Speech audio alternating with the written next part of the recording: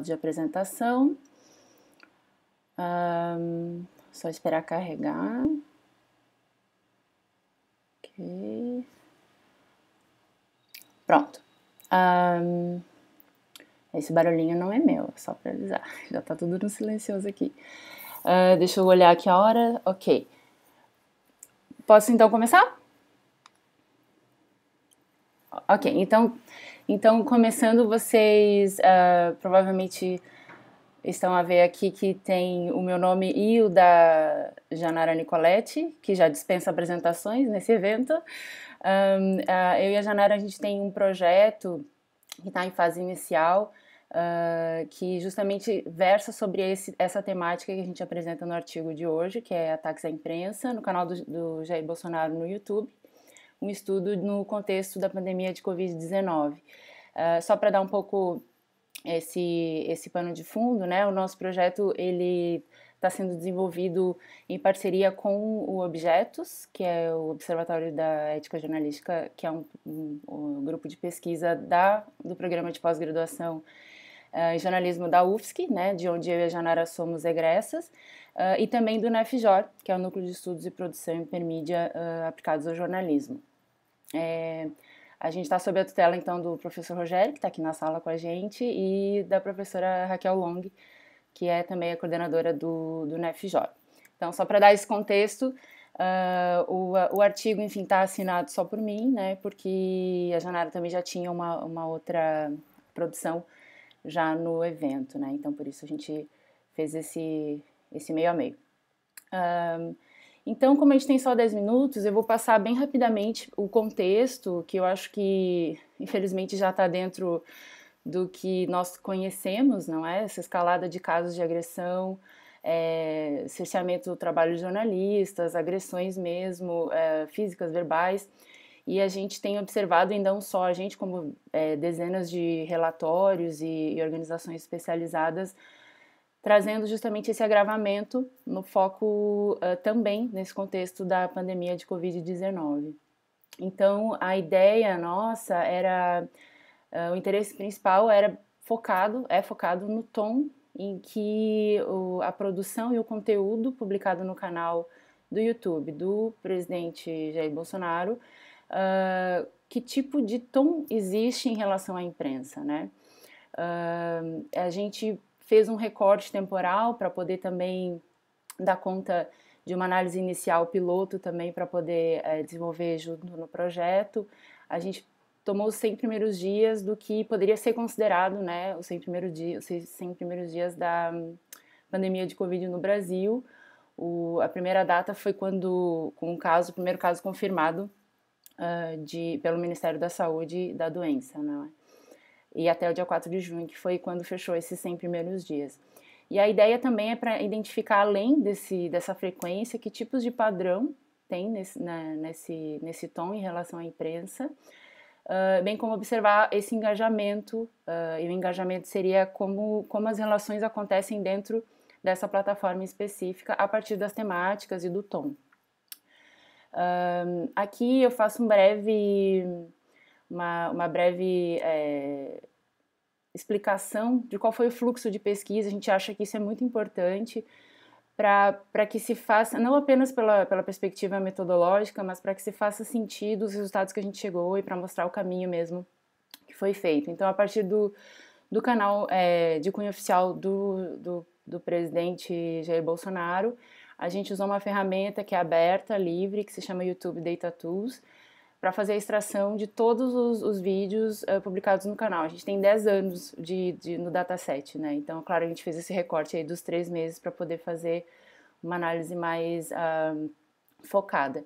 A gente usou esse módulo, né? Não vou entrar em muitos detalhes, um módulo de video list, de todas as listas que estão no canal, e também de informações sobre o canal, quando foi criada, descrição, enfim, outros detalhes. A partir desse conteúdo, a gente recebe um arquivo tabular, que a gente pode editar usando o Excel, o Google Sheets, e a gente fez esse tratamento de dados, separando o que nos interessava, né, o período e tudo mais, e a partir daí a gente fez uma leitura flutuante mesmo, com uma análise de conteúdo, para começar a identificar que tipos de categorias a gente tem. Então, a partir de, claro, de todo o processo, a gente foi 1 e 2 vezes fazendo essas leituras para poder chegar realmente em padrões.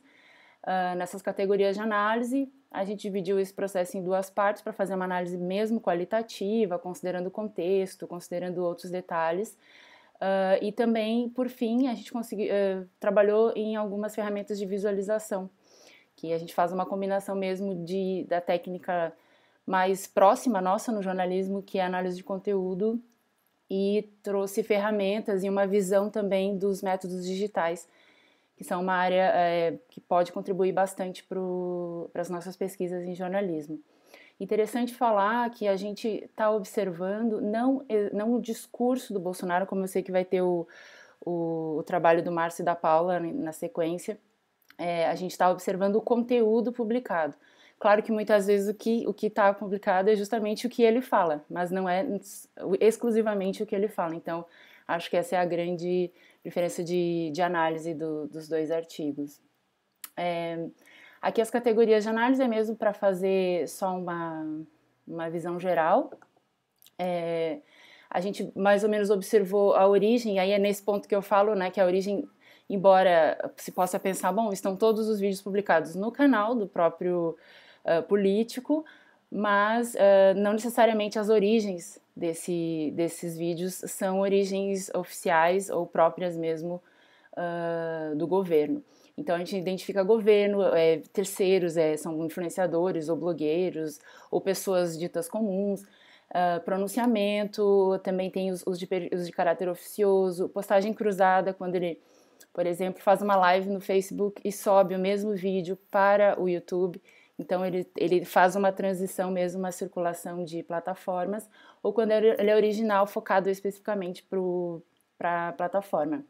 O tema são vários aqui, a gente conseguiu identificar e ainda fez uma questão de abrir o tema de Covid, porque ele realmente vai criando uma narrativa, uma historinha, e vai usando e fazendo uma repetição até que, pela repetição, talvez tentar mostrar que isso possa ser uma verdade. Então, os tópicos que ele acaba levantando nesse período especificamente foca muito na questão da OMS, de alteração, inclusive, que ele chegou a fazer do discurso do secretário-geral, sobre cloroquina, que foi um dos que mais foi realmente acho que o vencedor nesse tópico, sobre contestando dados, né, ou focando na economia, né, que, segundo nas palavras dele, era um vírus pior do que o coronavírus, seria o vírus da pobreza e da fome. Então ele tenta focar nessa ideia e vender a história da economia. E aí a citação de imprensa e o tom que ele cita, quer dizer, ele faz muitas e muitas vezes uma citação genérica, ou ele cita especificamente uma empresa, ou um jornalista, né, um repórter, ou ele apoia, né, fala de algum veículo que o apoiou, ou que fez, digamos, um bom uso do que ele está falando, ou geralmente né, tem boa parte dos vídeos que sequer ele cita a imprensa, né, isso também é interessante a gente observar, para não fazer uma leitura só focada nisso, e o conteúdo é produzido. E os tons são todos esses: descaso, descredibilização, crítica, ataque, inclusive alguns neutros, assédio, preconceito, ameaça, agressão física e elogio. Os principais resultados, a gente então fez uma coleta nesse período dos 100 dias, foram 257 vídeos, né, nesse período de 26 de fevereiro a 4 de junho. 42% são relacionados à pandemia, e não poderia deixar de ser, né, porque isso mas é um dado interessante, ou seja, quase metade. 9% desses vídeos ele usa para se defender, e aí, claro, nessa época é interessante porque teve queda de ministro, teve a saída do Moro, então foram vários momentos em que ele precisou alçar dessa estratégia para se defender nesses casos que não era só uma crise sanitária, mas também política. E 7% desse total são de ataques à imprensa, ou seja, então a gente tem também uma impressão eu tinha uma impressão que talvez fosse ser um número maior, porque talvez é o que repercute mais na nossa esfera social, mas então a gente descobriu esses 7% efetivamente de ataques à imprensa.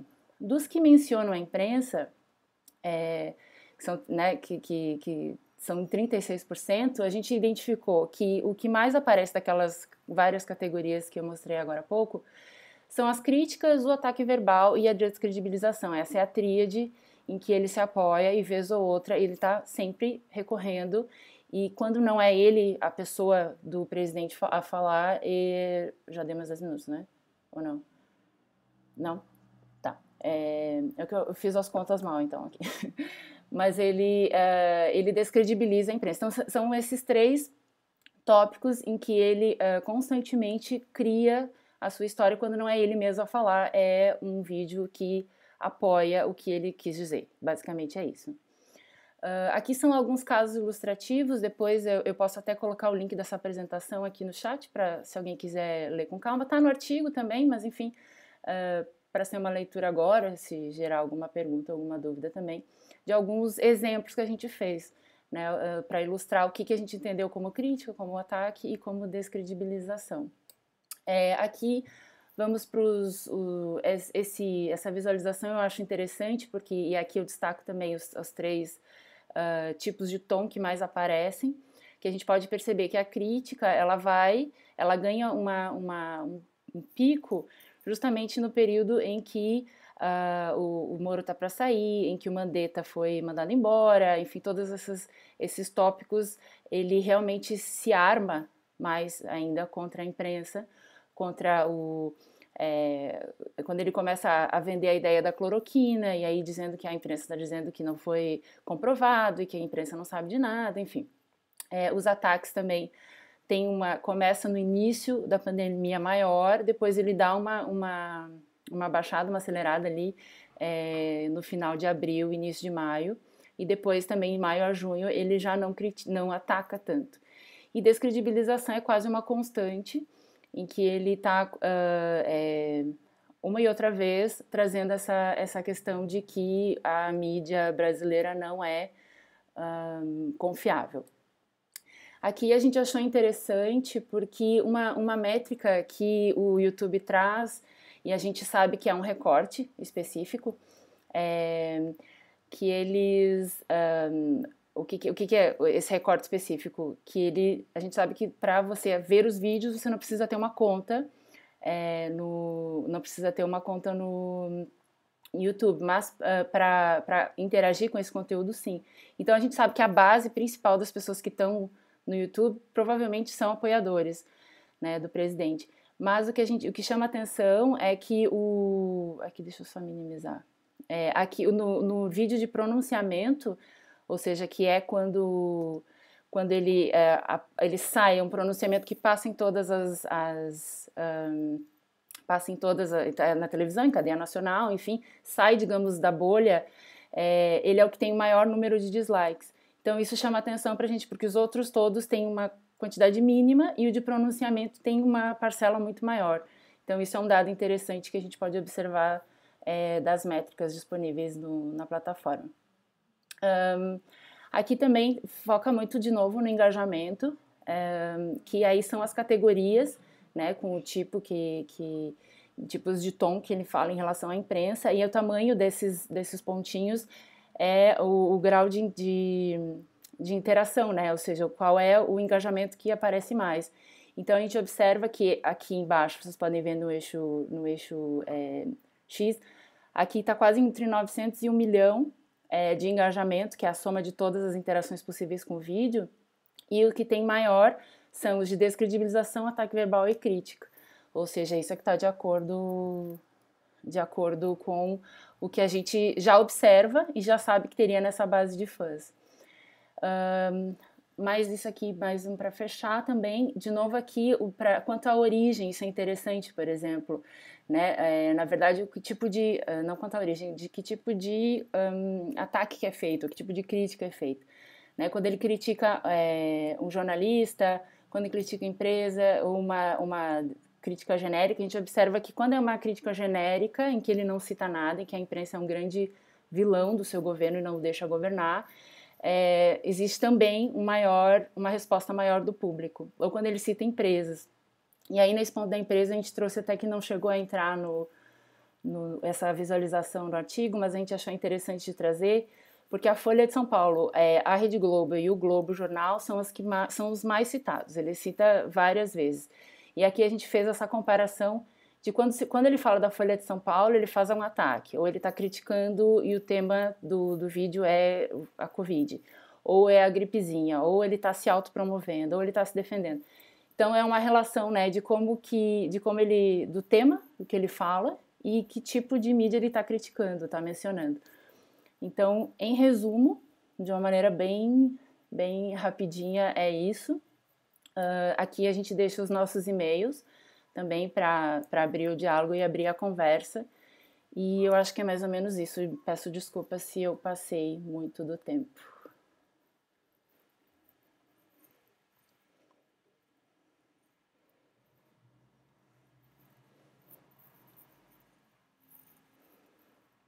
Ok. Não sei se posso tirar o partilhamento aqui? Ok, obrigada.